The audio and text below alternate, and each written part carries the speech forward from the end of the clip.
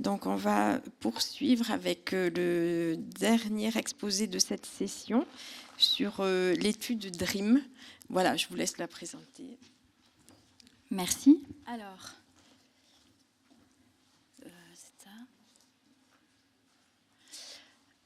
Ok, donc bonjour, je me présente, je m'appelle Mathilde Lesca, je suis maître de conférence à l'Université Sorbonne Paris-Nord en bactériologie médicale et praticien hospitalier. Donc je suis hospitalo-universitaire, donc c'est en santé humaine, là, pour la partie santé humaine.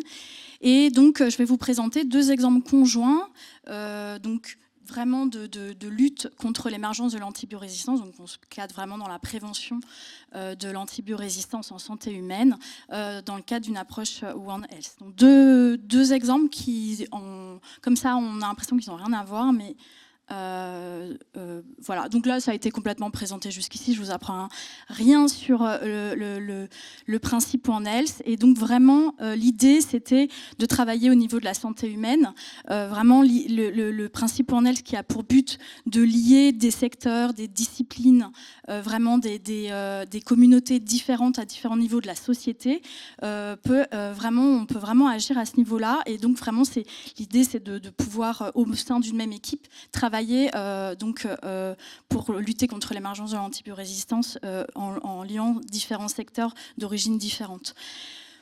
Je vous présente le premier exemple et après le deuxième n'a rien à voir en apparence. Donc l'étude DREAM en fait qui part donc de l'étude de l'émergence de l'antibiorésistance. Donc là c'est vraiment le modèle de l'émergence de l'antibiorésistance. Donc tout d'abord la sélection de l'antibiorésistance se fait par soit dans le cadre en gris en haut, quand il n'y a pas d'antibiotiques, il y a une colonisation d'une bactérie résistante qui va arriver, ou une résistance par acquisition des novos, soit par transfert de gènes, soit par apparition de mutations, ou dans le cadre donc d'un traitement antibiotique, d'une sélection de l'émergence de l'antibiorésistance avec une augmentation de la proportion des bactéries résistantes aux antibiotiques.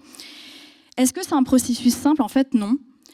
On voit, quand on regarde l'émergence de l'antibiorésistance chez l'humain, donc la résistance aux céphalosporines de 3e génération, qu'en fait, il y a une énorme variabilité de cette émergence entre les individus qui va apparaître et qui donc pourrait être liée à différentes choses, évidemment au microbiote, alors que la concentration d'antibiotiques chez ces individus était la même qui était donnée. Cette concentration va varier entre les organes, en réalité entre les individus et surtout au niveau digestif, entre les microbiotes. Quelles peuvent être les hypothèses à ce niveau-là? Voilà, j'aurais dû faire ça. Il y a différentes hypothèses à ce niveau-là. Par exemple, un individu reçoit un antibiotique, je vous dis n'importe quoi, pour une angine bactérienne, au niveau digestif, il va y avoir une sélection de l'antibiorésistance qui va être différente. Tout simplement pourquoi? Parce que éventuellement, il y a des bactéries, anaérobies principalement, qui vont produire des bêta-lactamases, par exemple, s'il reçoit de l'amoxicilline, et qui vont permettre ou non, protéger ou non l'émergence de l'antibiorésistance, et chez un autre individu, il y aurait une émergence bien moins importante. Du coup, nous, on s'est posé la question, connaissant tous les facteurs de diversité du microbiote qui peuvent avoir lieu, d'essayer d'étudier l'impact de l'alimentation, en posant cette question spécifiquement, sur l'émergence de l'antibiorésistance au niveau digestif.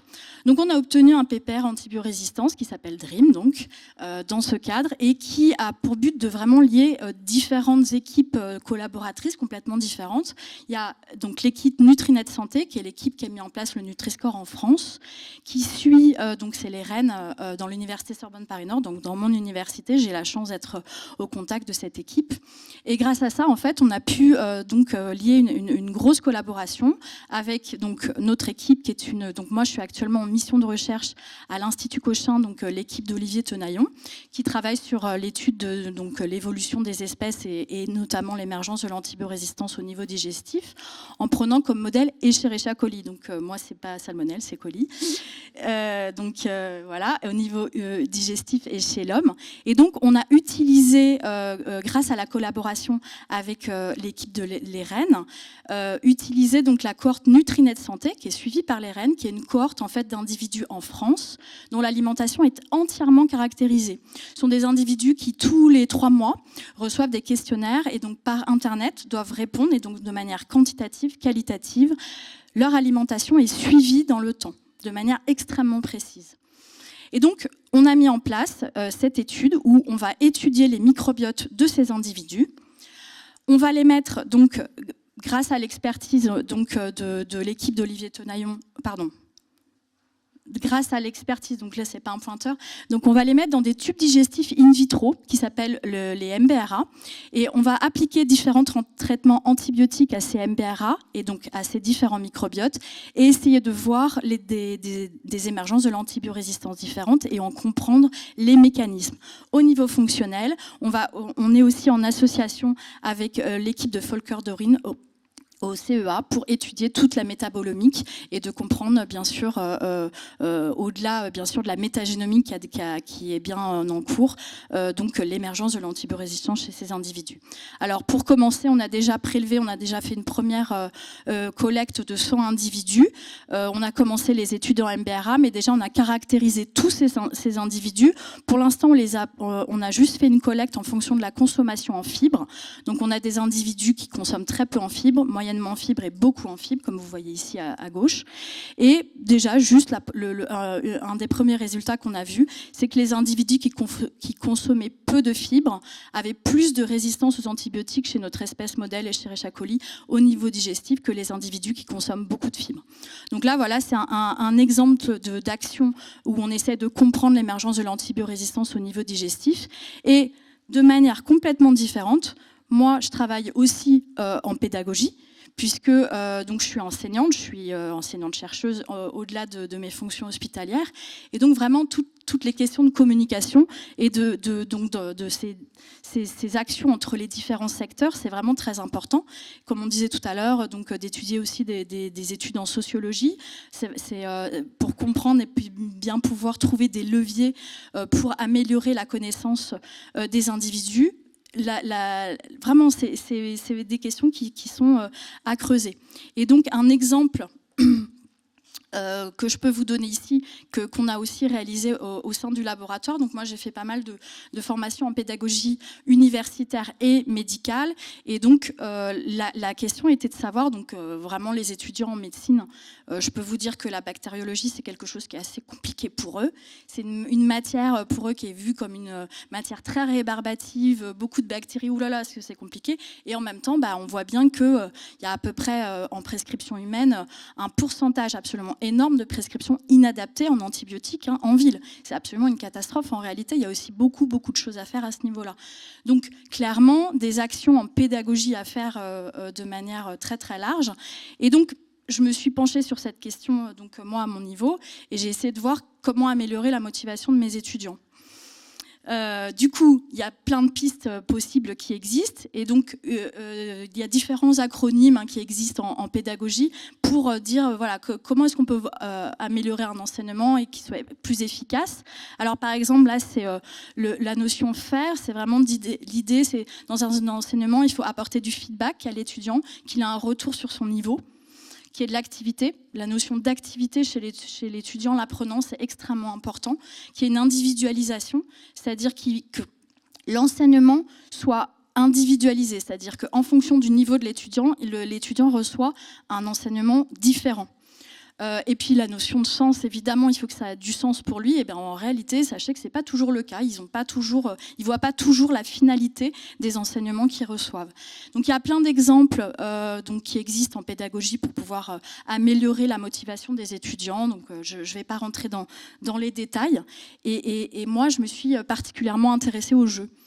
Il présente vraiment plein de caractéristiques qui vont améliorer la motivation des étudiants. Ça représente en plus un défi pour l'étudiant, une notion de challenge. C'est une méthode dynamique, informelle, ludique, qui est connue pour vraiment améliorer la concentration des apprenants sur des sujets difficiles à assimiler. Tiens, la bactériologie, est-ce que ça pourrait pas être ça ?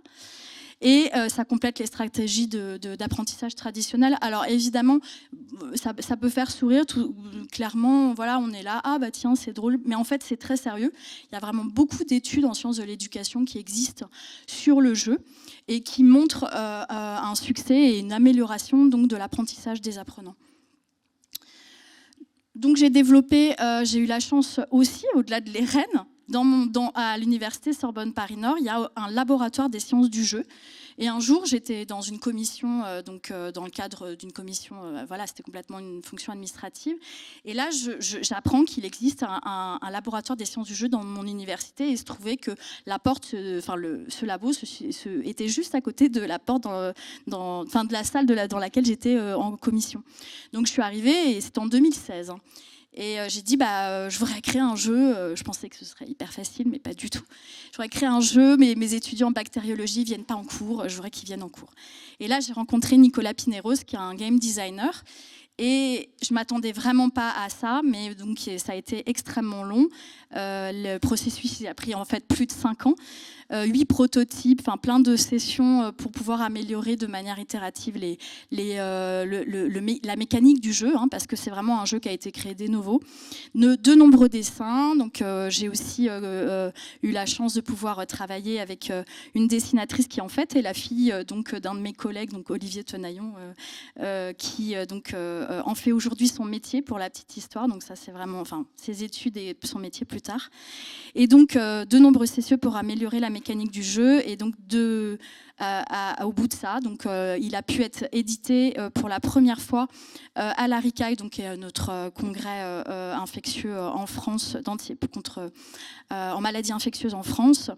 Il y a 2 ans, j'ai fait beaucoup, je l'ai présenté à différents congrès. Donc c'est un jeu de cartes d'association entre des cartes bactéries et des caractéristiques, donc qui permet aux étudiants de vraiment mieux connaître la bactériologie médicale, avec bien sûr plein de notions de traitement antibiotique et de résistance aux antibiotiques. Et donc,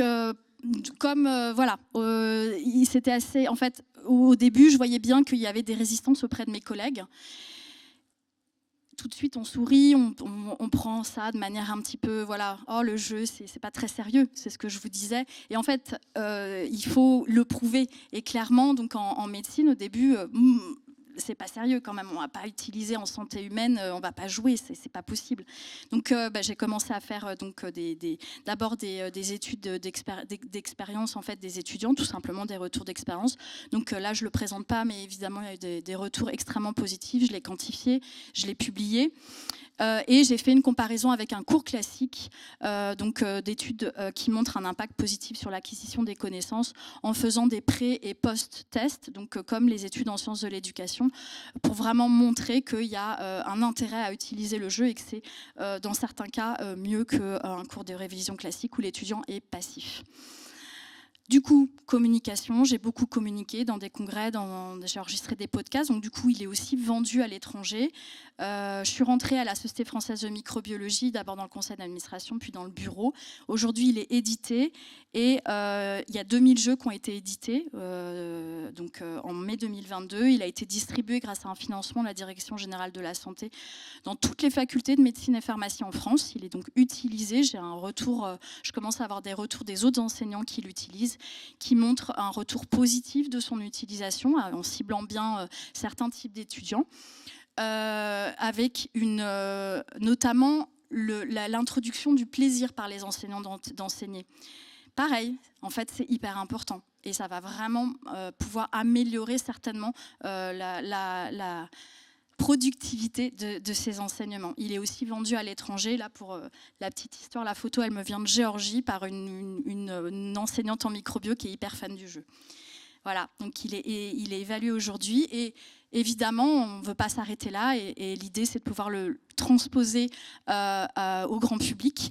Et on a obtenu, donc, dans le cadre d'une ANR, un financement pour le transposer, pour faire un jeu sur les maladies infectieuses et pour le transposer. Et il y aura évidemment des notions sur l'antibiorésistance et pour donc le diffuser dans les collèges et les lycées. Voilà. Du coup, évidemment, je remercie de mes collègues qui ont participé à tout ça et mes collègues aussi en recherche pour l'étude DREAM. Merci beaucoup. J'espère que ça a été le temps. Merci beaucoup. Je pose ma question d'abord. Je pense qu'il y aurait aussi de quoi faire en médecine vétérinaire. Du coup, ça, c'est quelque chose que vous imaginez, de le de l'adapter en fait aux études vétérinaires? Alors, comme à chaque fois qu'on me dit il faut le transposer en ci, en ça, je dis mais avec grand plaisir, mais par contre, il faut qu'il y ait des personnes qui le fassent.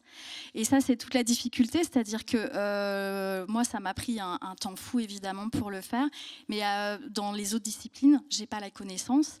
Et donc, à chaque fois que je dis ça, bah, du coup, ça tombe à l'eau. Sauf en virologie, où là, il y a Virogame qui va sortir, par exemple, où en effet, donc typiquement, les adaptations, elles sont possibles. Moi, je les accepte avec grand plaisir. Donc tous les vétérinaires qui veulent collaborer, c'est avec plaisir, mais il faut qu'ils s'attendent à avoir un travail à faire de synthèse énorme en fait des connaissances qu'ils veulent faire passer.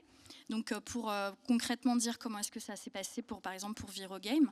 Donc ils ont été 3, ils ont travaillé sur comme moi j'avais fait pour la bactériologie. Donc quelles sont les connaissances, les objectifs pédagogiques qui veulent être passés pour pouvoir et ça en fait c'est un travail qui est assez compliqué en fait, surtout pour des spécialistes. Réellement synthétiser les connaissances, il faut savoir mettre l'essentiel. J'ai un exemple du jeu pour ceux qui sont intéressés pour montrer en gros concrètement à quoi ça correspond. Et derrière, il faut avoir aussi des compétences en design, parce qu'il y a un logiciel de design sur lequel on a travaillé et donc il y avait des jeunes qui s'étaient impliqués en pédagogie. D'ailleurs, ils vont en faire leur DU de pédagogie médicale et donc de transposer toutes les images. Et voilà, et elle avait trouvé un financement, donc c'était la virologue, elle avait trouvé un financement aussi pour payer la dessinatrice pour les dessins. Parce que le dessin, en fait, dans le jeu est très, très important pour l'apprentissage des étudiants. Et donc, le principe, il est aussi là-dessus. Donc, en fait, avec grand plaisir, mais c'est pas simple. Tu avais dit dans ton exposé qu'on a un gros problème donc, de prescription en médecine de ville. Et comment toucher ce public de médecins qui est déjà formé? Est-ce qu'on voit que là, on est sur les futures générations et ça prendra du temps? Comment essayer d'accélérer les choses sur la médecine de ville? Alors, pour les médecins de ville, là, comme ça, j'ai pas de solution parce que clairement, c'est pour la suite. Là, c'est la formation des professionnels à venir sur laquelle on agit. Il existe des formations continues. Je sais que le jeu, il est utilisé aujourd'hui dans le cadre de formations continues, mais clairement, je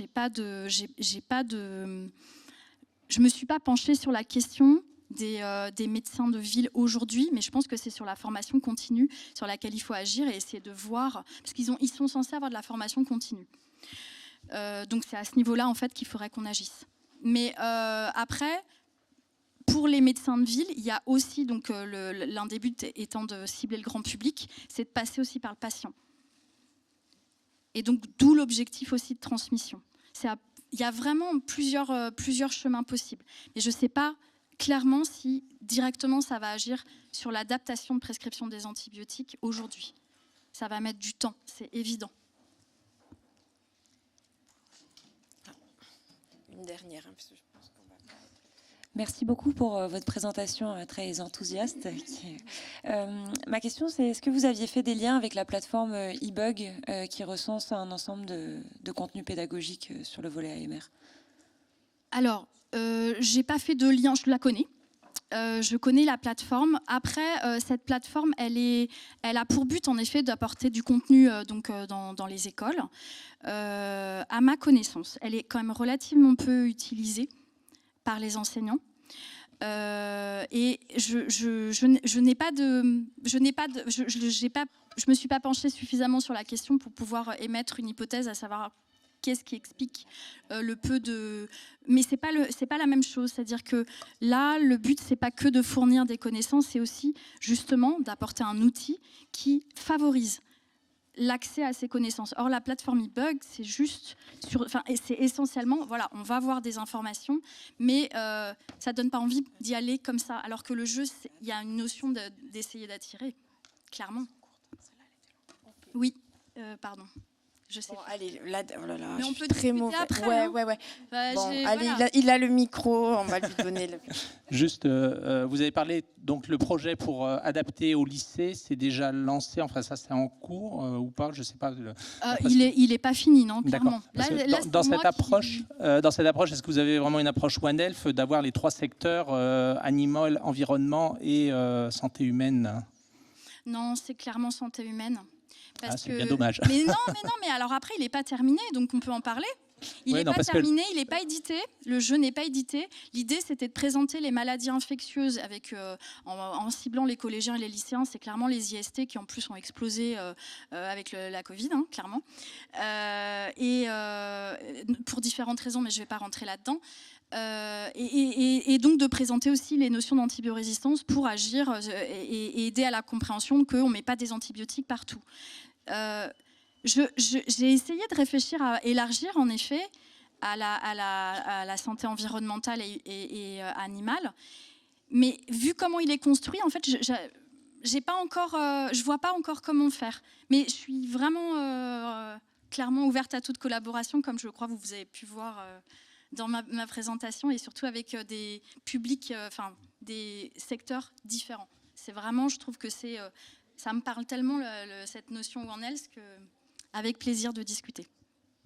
Merci beaucoup.